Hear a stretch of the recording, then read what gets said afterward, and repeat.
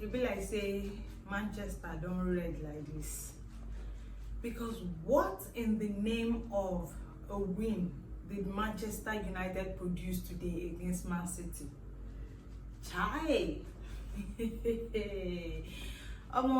See, at this point, I think they should just give Arsenal the title, even though Arsenal said they behave like weather. It be like say you never know as they do them. But really and truly, just looking at the match that Manchester United played against Man City today, I did not think that Manchester United would have won that game. And it was a very good performance. Oh my God. It was a really, really good performance. I am really impressed with Carrick.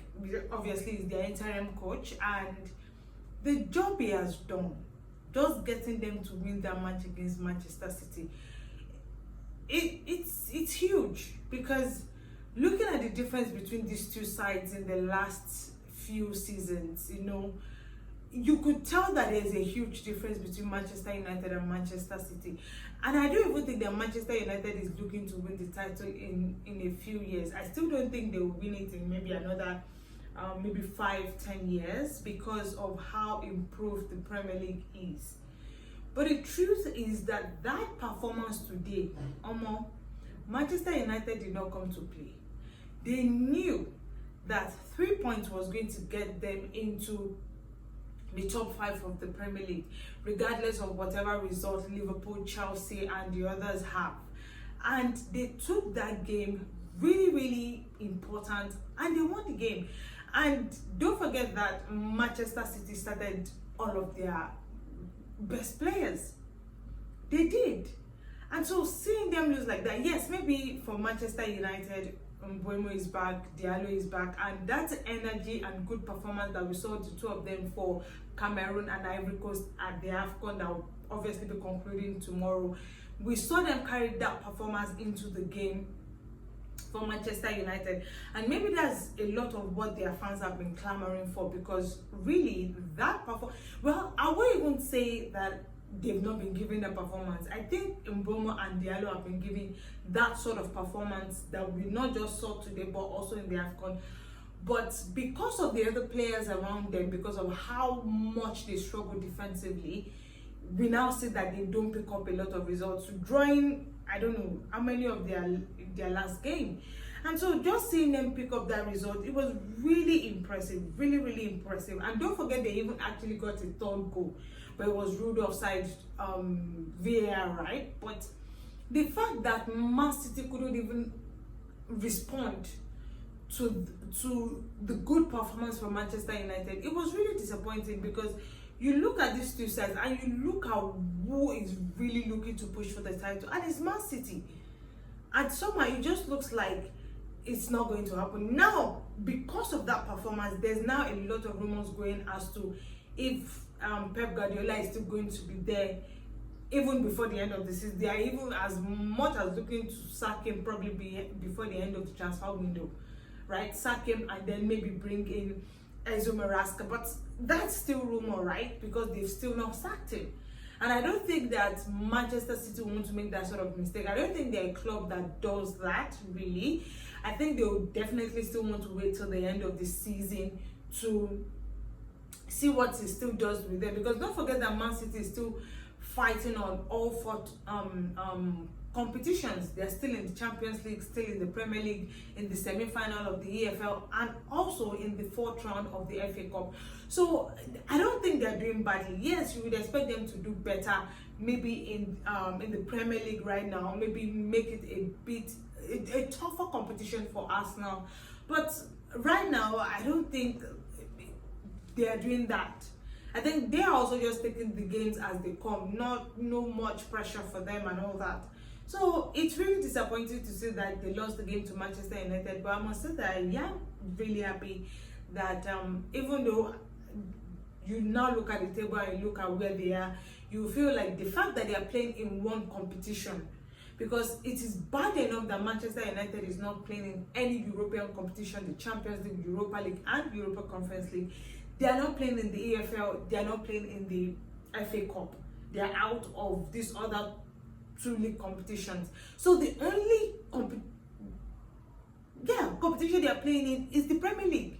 And you expect them that the fact that you're playing just one tournament or just one competition, you should be able to pick up all 3 points consistently every week.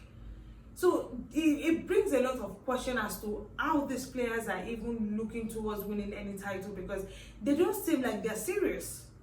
They do not. Now, away from Manchester derby, where obviously Manchester win the game, is Chelsea beating Brentford 2-0. Now, should I say the performance was horrible? Yes, it was. It wasn't a good performance from Chelsea. The fact that they were even playing at home at Stamford Bridge, it was really disappointing. Brentford played way better than them, and yes, of course, you know, when you look at Brentford's record in the last, I think, 3 games, they've won all their games, and then coming into this game, it was a momentum building, right? And Chelsea, on the other hand, I think maybe in the last 3 games, including the FA Cup, they won obviously the game against Charlton Athletic, the game at the weekend, at midweek, they didn't play well.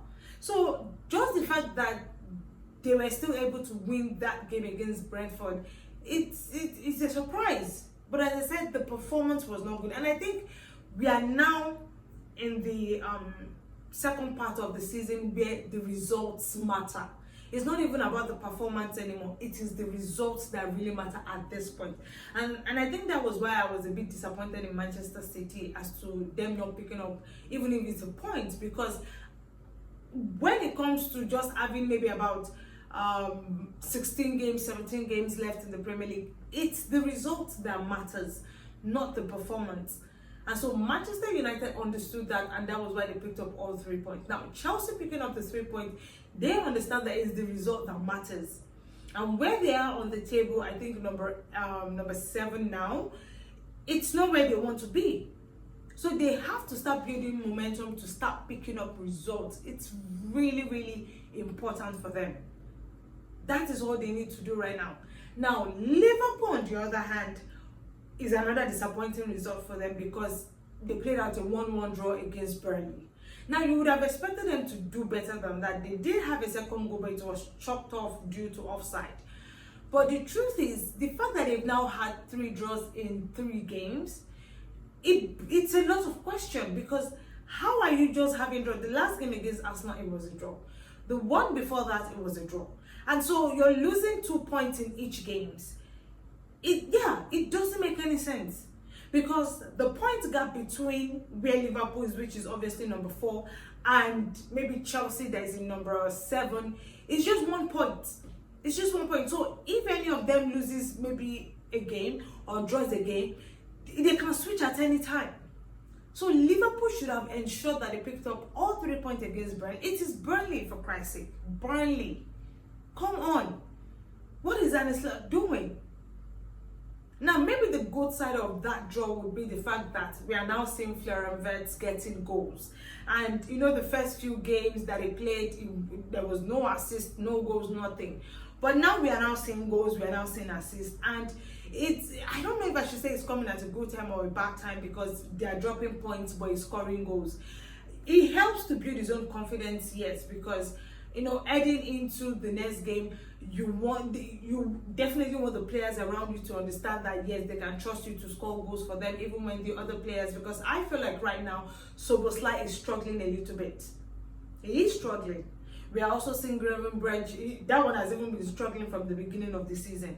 So definitely, and Mo Salah obviously is not playing for them at the moment because he's in AFCON. And I don't think he was even playing very well when he was still with them. So maybe now with what he has done in AFCON, he can come back with that confidence and start to play very well again, because we saw him give very good performances for Egypt. But aside from that, the other players are there. We are not seeing much from Gakpo. We are not seeing much from the other players. Ekitike scores today, doesn't score in the next game. Alexander Isak is still out with injury. So there's still a lot going on with Liverpool. But the fact that they are dropping points is actually not helping them, because you are the defending champion. You don't want to be outside of the top 4, and you don't want it to be that the point gap between you and number 8 is just 1 point, because that means you can drop to number 8 at any point. So they have to do better with their matches going forward. And then Tottenham, on the other hand, unfortunately lost their game. Now, am I disappointed? Yes, because I felt they were at home. And yes, it's a derby. It's a London derby, and you would have expected them to do better. Also, Chelsea, Brentford also was a derby. But Tottenham on one hand, they didn't play very well, because you're playing a West Ham side that is number 18 on the table. How are you struggling against them? How are you finding it difficult to win your game against a West Ham side that is also literally desperate for points? Now, the fans are literally calling for Thomas Frankel, and I feel like it is not his fault. I look at some of these players, and I'm just like, they are bang average. They are. Some of their very good players are still out injured. Well, maybe some are also back, but regardless, I still feel like these players have to take responsibility for this result today against West Ham. It is not acceptable. I don't think I don't think it's Thomas Frank's fault. The players also have to be held responsible. They have to. Because how are you opening your eyes and you're allowing West Ham to beat you? I don't understand though. I honestly don't understand. Anyways, before I continue with my video, have you subscribed to the channel? Please subscribe to the channel. It's absolutely free, and it helps the channel to grow. And I know that as a family and a tribe, you definitely want to see the channel grow. So please subscribe to the channel, okay? It takes less than 5 seconds. Just pause the video and subscribe, and then come back to continue. So please subscribe, and also don't forget to like, share, and follow us on all our social media platforms at _official FSH on Facebook, X, Instagram, and definitely on TikTok. So follow us on _official FSH. Now let's just continue with the video. Now, Arsenal on one hand, should I say I'm more disappointed with the fact that they dropped points today? Now, your game was literally the last game today, and you've seen the result of other teams. You've seen Manchester City lose their game.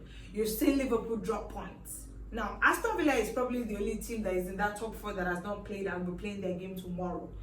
But you've also seen Chelsea pick up all 3 points. What was I expecting you to do? Pick up your own 3 points, because obviously you're playing in Nottingham Forest side that is number 17. They are also trying to avoid relegation zone. And what did they do? They lose another 2 points. You see, sometimes when I say that Arsenal doesn't have this winning mentality, it's not coming from a biased point of view. It's a fact, because you cannot see that Mancity has dropped points. It's not even dropped points. They have lost their game. They've lost 3 points. It is an opportunity for you to extend the points that you have. From 6 points, extend it to 9. Arsenal said no. We still like the way they are putting pressure on us, so we are going to drop points too. Ha! God, Mikel Arteta will not kill me. Well, I still want to believe that he's going to win this title, but you cannot keep dropping points. Now you've dropped 2 points, and you're 7 points between yourself and Aston Villa and Man City. If Aston Villa wins their game tomorrow, right? Let's play all the cards on the table right now. If Aston Villa win their game tomorrow, which means that practically what you have, which is about 7 points, then drops to 4 points. So you're giving Aston Villa a leverage to say, yes, we can still compete for this title. What are you doing? And I think this is partly to the players' fault, because I think Mikel Arteta did the right changes. He brought in the right players. He started the right players. This is absolutely not Mikel Arteta's fault. But should I also give the credit to Nottingham Forest? Absolutely. Because they did an amazing job defending against Arsenal. And Marcels, their goalkeeper, wow. He's just coming back from injury, and that save against Saka's chance, that was an amazing save. And I have always liked Sels because I feel like he's one of the best goalkeeper in the Premier League. Not just from this season, from last season or even 2 seasons ago. 2 seasons ago, I think they finished in the middle of the table. Last season, they finished in number 7. Now, he kept them there. He got them to play in European competition.